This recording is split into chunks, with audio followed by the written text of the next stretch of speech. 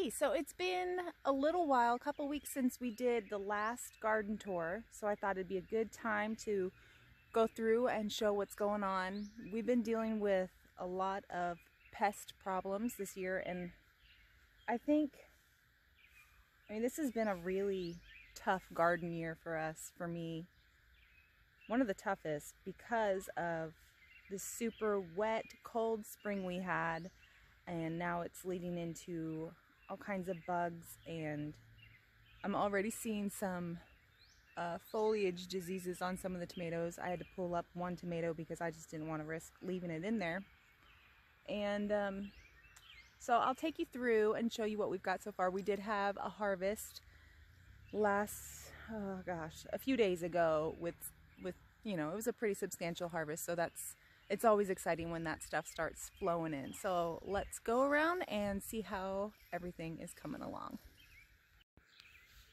Okay, so you're gonna have to excuse the shadows. It's afternoon, we just got back from work, and I wanted to make a run through to show everything. And this first row is our cherry tomatoes, and what I noticed is, look how cool. So these are the blue gold berries, and you can see the purple on the shoulders there. And so this variety, the parts of the tomato that are exposed to the sunlight are going to have that purple color, and that's the anthocyanin in the tomatoes. It's pretty awesome. And here we have a pretty large cluster of black cherry tomatoes. I remember this used to be one of my favorite cherry varieties, and I haven't grown it in years, so I'm excited to try them again. But these actually look a little bit smaller than how I remember them. And granted, they're still just babies, but I'm interested to see how they turn out. And then here's a small cluster of Brad's Atomic Grape. And they're looking good. This plant's getting beat down by the aphids, and I've gone to battle with them several times now. Spraying on neem oil, that didn't seem to do anything. Then trying a mixture of Blue Dawn and water, and that kind of seemed like it did something. But I mean, I just ordered some ladybugs. I'm hoping that'll finally help out. We had a sad little accident when the neighbor who gardens on this side was running the tiller, and he chopped down one of my Alma paprika pepper plants. You can see there's it had some peppers on it and everything. But as you can tell, there was a little stump left, and that is sprouting. So it'll be all right. Now, the neighbor that had chopped down that little pepper plant, he felt terrible. And yeah, it was sad. Because I mean, it's not just like if it was a radish seed, you put those in and 20 days later you've got a radish. But those peppers, you know, I had started those from seed back in January, and kind of babied them. So it's more of an investment when it's like a pepper plant or a tomato plant, you know. So I mean, it's a plant. It's not life or death. So I'm not angry or anything, but it was a bummer. I think this was the first of the slicer-sized tomatoes to set fruit, and this is a Rutgers tomato, and I really like them. Not just because I'm originally from New Jersey, and that's a pretty famous tomato in New Jersey, but they're good. They're good tomatoes. And we've got some fruit set on. These are the lemon spice jalapenos, which I thought would be really pretty to use in our salsa, to have some different colors. And there's some blossoms on it too. And I just threw some of the grass clippings from mowing the lawn yesterday around it as mulch.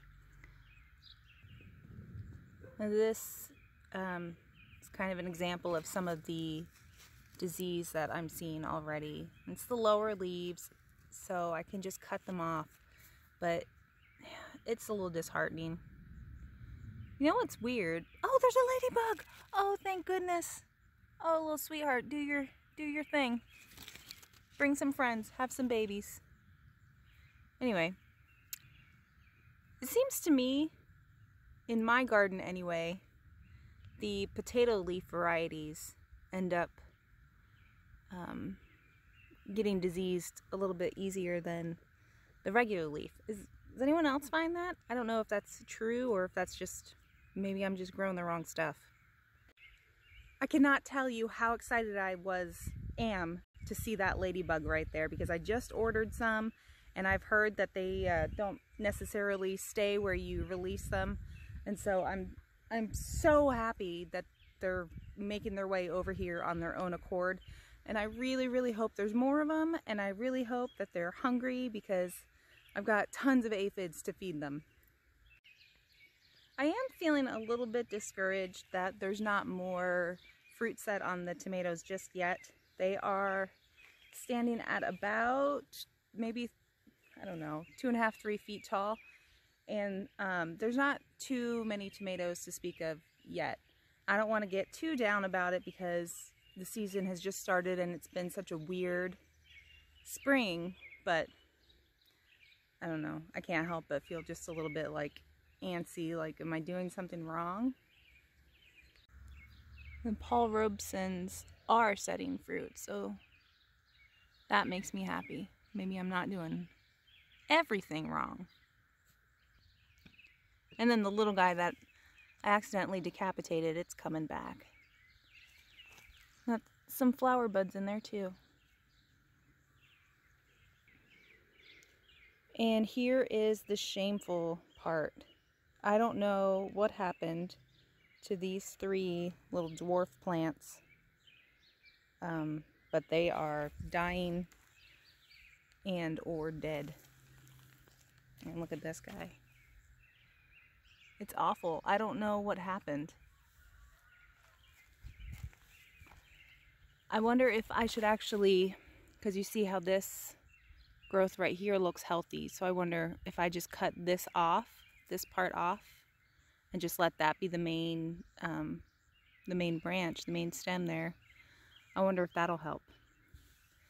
But dang it. I've been going through little row at a time to do some detail weeding, and I got most of this little row of onions done. As you can see, I definitely missed some spots.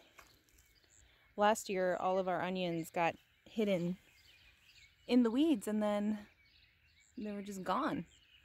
So I'm determined this year to actually get some onions harvested. So, funny story. Remember how I was so excited about determining that there were ground cherries in my garden, and I sectioned them off and I weeded all around them, and I was so proud and so excited? Well, then they all got chewed up by the tiller, and I saw 2 kind of weak wilting ones thrown in the row, and so I quickly buried their stems thinking I rescued them, and so they're growing now, but pretty sure, I'm not really sure if either of them are ground cherries, to be true. So let's have a look. So here's one of them, and I am almost 100% sure that this is not a ground cherry, that this is the kind of weeds that just torment me all summer long, because if you don't get the entire root out, it just comes back even more intense. This one, however, it might be a ground cherry. It might be, because let's see, do you see that little bud right there? I think that is, but it's getting just demolished by flea beetles. So what could I do for flea beetles besides Sevin dust? Is there anything that works that is not Sevin dust? And the peppers are, I mean, they're doing okay considering it's me growing them and I'm terrible at growing peppers. But look, this Jimmy Nardello, if you can tell, it's starting to change color. So that's pretty cool. I've never tried one of those. I'm excited to see what it tastes like. And then here is another row of the onions. These ones are kicking butt. Look at that. They're, I mean, besides the fact that we have terrible soil here that's just clay and it's so dry now, they're thickening up. So I did go through and detail weed this little patch last night. Oh wow, that one's big. These are Ailsa Craig onions. They're supposed to get pretty sizely, so here's to hoping. And the kale is doing well. I fed a bunch of it to the chickens. I went through and pruned off the bug-eaten leaves. That was a broccoli, not a kale. And so far we're making it all right with the broccoli, with minimal cabbage loopers. So I come through and I check each evening, and if I see a worm, it gets smushed. But I don't know, I wonder how big these are supposed to get before I can harvest them, because we've got 3 good sized heads right now. And our cucumbers are climbing up the trellis, and you can see that there are little baby cucumbers in there. So, man, yeah, we're gonna have some good cucumber harvests here shortly. And they're doing a good job of climbing up the trellis by themselves. I did tie one up just to get it a little bit closer, but they're doing good. The cucamelons are just about the cutest, daintiest things I've ever seen in my life, and look at that. Look at how tiny. Even the blossom is super tiny. I see quite a few of those little babies on there. The only thing is getting it to make that first grab onto the trellis. They're so delicate. I keep saying they're delicate, and they are so delicate. But they need a little bit of coaxing to get up onto the trellis. But then once they do, I mean, this middle plant is taking off. And it's got babies. We did get our first picking of, well, we got a yellow squash and a zucchini on Saturday. But, I mean, we're gonna have the yellow scallop squash here soon. Zucchini, we're getting, you know, lots of flowers of those. Let's see this one. This one's a zucchini too. And so far, no squash bugs, but I'm on the lookout. Oh, I gotta show you something. So here's the yellow squash. That one will probably be ready tomorrow. Oh, I just love them. So this one is called a Gelber Englisher custard squash. And look how cute they are. They're all warped, and I don't know. Am I the only one that thinks ugly food is adorable? Give me all the ugly stuff. It's so cute. So it's kind of like a yellow scallop squash, but as you can tell, it's just a little bit more ruffly and warped looking. So the beans have started to climb too, and all of my beans have these holes in them, which I'm pretty sure means that there's like bean beetles out here. And I've seen like 1 or 2 of them and squished them. That's how you know that I mean business, is if I will actually squish a bug in my fingers. Desperate times. But wow, look how far up this one's gotten.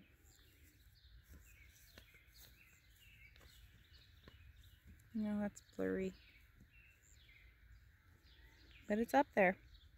These are the purple, what are these? Purple potted pole beans. And then the same thing with the Kentucky Wonder Beans. Getting eaten up, but they're climbing as well.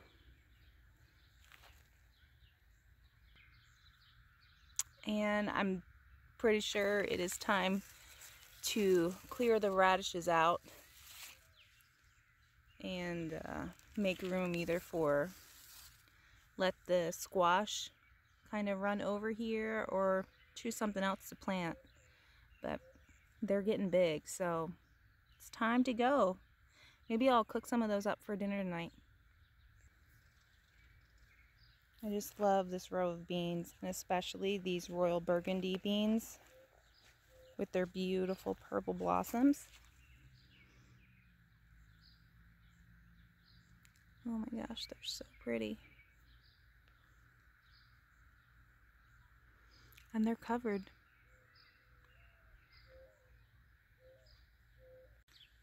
I did so many beans this year specifically because I wanted to be able to can them.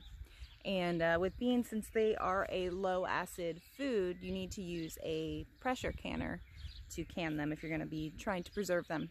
So I have never pressure canned before, but I did order a pressure canner. So I'm ready for these beans to get growing so I can try it out. I'm sure there's lots of videos on how to do it, and I might even have some friends that can teach me, but I'm very excited to step out in that way this year. Well, that might be about everything that I have to show you this week. Things are growing, things are dying, things are, they're coming along. I need to take care of those 3 sad dead tomato plants, and I don't know, maybe put something in their place or just let it be.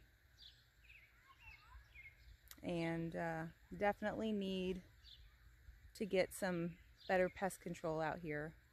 The aphids are kicking my butt. So anyway, alright guys, thanks for coming along and checking in on the garden with me. I hope you liked it.